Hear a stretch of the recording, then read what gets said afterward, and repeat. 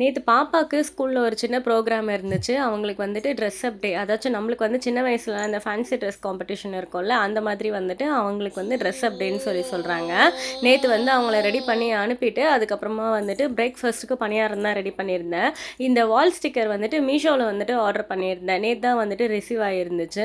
மொத்தம் வந்துட்டு 5 ஸ்டிக்கர் இந்த மாதிரி வரும். ஒரு ரோலா வராம இந்த மாதிரி தனித்தனியா வந்துரும். இது வந்து பார்த்தீங்கன்னா, அரவுண்ட் ஒரு 266 அந்த மாதிரி ரேஞ்சில தான் இருந்துச்சு. பட் குவாலிட்டி வைஸ் வந்துட்டு ரொம்ப சூப்பரா இருந்துச்சு.